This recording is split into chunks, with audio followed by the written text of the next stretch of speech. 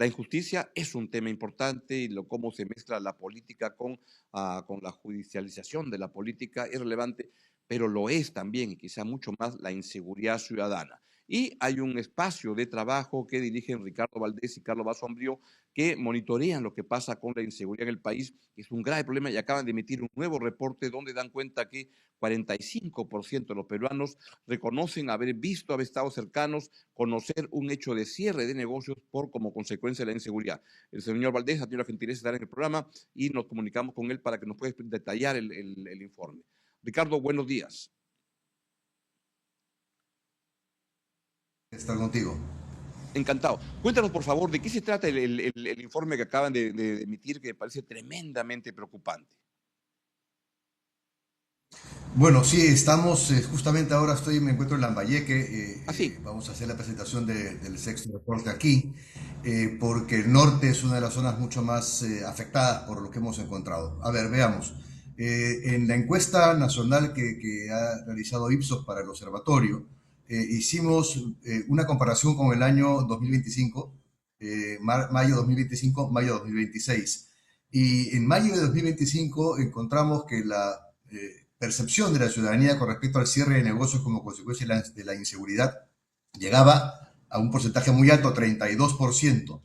Y cuando hicimos la misma pregunta a nivel nacional, ¿cómo estaba ahora en la situación en mayo del 2026 con respecto al año que había pasado? Nos encontramos con que la respuesta fue del orden del 45%, es decir, prácticamente la mitad de la población, de los ciudadanos adultos del país, habían constatado que en su barrio los negocios habían cerrado como consecuencia de la inseguridad. Y entonces esto es un dato bastante alarmante porque creo que es un indicador muy duro de que las políticas relacionadas con la seguridad pues no han tenido el efecto deseado, ¿no? ¿Qué puede hacer un nuevo gobierno frente a estas circunstancias? Porque enfrentar estos temas requiere capital político para comprometerse, pero estamos a puerta de tener un nuevo gobierno, que es el de Keiko Fujimori. ¿Qué se puede hacer por la inseguridad realmente, viablemente? ¿Qué se le puede ofrecer al país? A ver, Keiko Fujimori y Fuerza Popular tienen un plan de gobierno relacionado, y hay un capítulo importante relacionado con la inseguridad. Ellos lo que están proponiendo es una serie de medidas de corto plazo que me parecen acertadas, que tienen que hacer básicamente con control territorial. Sin embargo, creo que hay que añadirle, porque la delincuencia en este país, eso también lo demostramos en el sexto reporte, no solamente funciona en un territorio, sino hay un espacio, que es el espacio digital, que viene siendo empleado para justamente extorsionar, justamente para poder estafar, y con respecto a ello no existe una propuesta en el plan de seguridad de Fuerza Popular. Entonces creo que lo que tiene que hacer es añadirle una serie de, digamos, elementos para poder enfrentar la inseguridad. Hace poco menos de 2 meses hicimos otra publicación desde el observatorio con una recopilación de las medidas que habíamos recomendado en los 5 reportes. Sí. Entonces, ahí está, básicamente lo primero es constatar y cambiar el chip y entender que la inseguridad es una combinación de 3 criminalidades que están interconectadas entre sí, que es la criminalidad común, aquella que te roba el celular en la calle, por ejemplo, la criminalidad organizada, que es la que va a usar la información de tu celular para extorsionar, estafar, etcétera, y las economías ilícitas, en donde todo este capital que se acumula desde la criminalidad organizada se invierte en las economías ilegales. Entonces, ese circuito es el que se tiene que diagnosticar mejor para generar estrategias absolutamente diferenciadas. Para poner un ejemplo, extorsión. No es un solo tipo de extorsión. Tenemos diferentes tipos de extorsión y cada cual requiere una estrategia distinta. Por ejemplo, el gota a gota, hay una forma de enfrentarla que es a través de una modificación de los topes de las tasas de interés, que eso hizo que buena parte de los sectores C, D y E, que no tenían, digamos, el respaldo documental para acceder a los créditos formales, al ponerle las tasas, los dejaron por fuera, ¿no? Al poner topes a las tasas. Y así, para el escopetazo, hay que controlar mucho mejor el ingreso a los penales, y eso supone una inversión en tecnología para tener sistemas, al menos en algunos de los 69, los más saturados, los más rankeados, para controlar el ingreso y la salida de todo lo que está en ese penal, por ejemplo. Y así vamos extorsión Claro. por extorsión. Ricardo, en el del observatorio, se llama el observatorio del crimen, ¿no? Es el que tú Y diriges violencia. correcto. Y es un estupendo esfuerzo que hacen con el BCP, es el que está, apoya ¿no? En el Banco de Ideas. A mí siempre me gusta poder establecer indicadores de éxito. ¿Cuáles podrían ser los tres, cuatro, no sé qué indicadores ustedes que trabajan con tanta precisión estas cosas, los indicadores que podría proponerle el nuevo gobierno a la ciudadanía para decirle, monitoréame mi trabajo en función de estas tres, cuatro cosas y ahí vamos a ver si estamos bien o estamos mal y si estamos mal, cómo corregir? ¿Cuáles serían estos indicadores que la ciudadanía debería seguir y que el gobierno nuevo debería comprometerse a cumplir?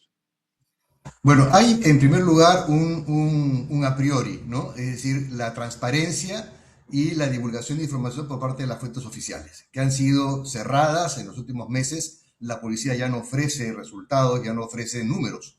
Entonces, y eso es gravísimo porque obviamente nosotros tenemos montada una metodología Claro. que nos permite, por ejemplo, hacer el seguimiento a los crímenes y saber dónde ocurren, etcétera, pero desde la información abierta, es decir, desde los medios de comunicación, entre otros, ¿no? Entonces, lo primero es que hay que transparentar la información. Ese es el a Y priori. no se está Ahora, produciendo, es una cosa que no, debería cambiar. De repente no se transparenta porque los indicadores no están caminando bien. es posible, pero con el gobierno de Gerí se hizo un esfuerzo por tener un comité interestatal, interinstitucional del Estado, donde estaba el INEI, y estaba el Ministerio Público, estaba la Policía Nacional, y ellos ofrecieron información que en el año 2025, por ejemplo, hayamos tenido un 10,4 de homicidios por 100.000 habitantes en el Perú, la cifra más alta que hemos tenido en los últimos años.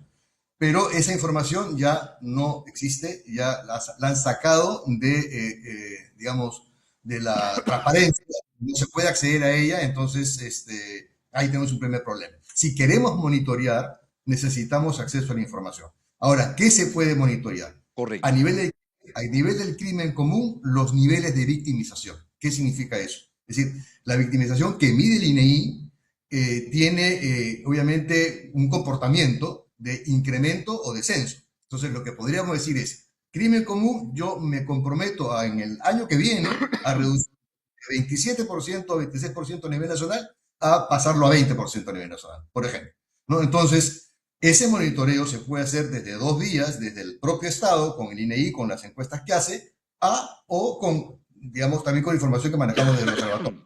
Claro. A nivel de criminalidad común, lo mismo. Es decir, yo me comprometo a que las denuncias por extorsión bajen de 25.000 que tenemos al año ahora a, digamos, unas 15.000, ¿no? Que ya es una cifra bastante alta. En el 2018 teníamos solamente 3.000 denuncias de extorsión.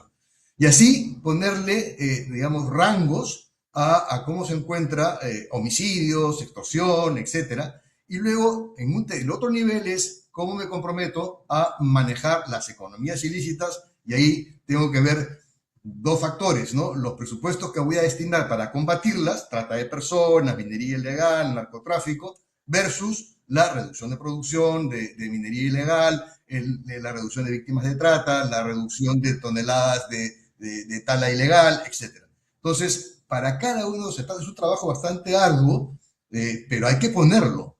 Y sobre eso uno va a poder señalar, sí, aquí están haciendo realmente su tarea. El Ejecutivo y el Legislativo también tiene no solamente su rol de fiscalización, sino también en generar normas que realmente permitan un mayor acceso a la justicia también, ¿no? Ricardo, ¿y cómo se puede enfrentar a una organización, el crimen organizado, cuando hay que enfrentarlo? Pero si es que este crimen organizado, digamos, que le da el modo de vida a medio millón de peruanos o algo así, ¿cómo enfrentar ese fenómeno que es diferente del Sendero, que era un movimiento terrorista, pero que no alimentaba a la gente? Acá sí hay una fuente de ingreso, etcétera. ¿Cómo enfrentar un fenómeno así?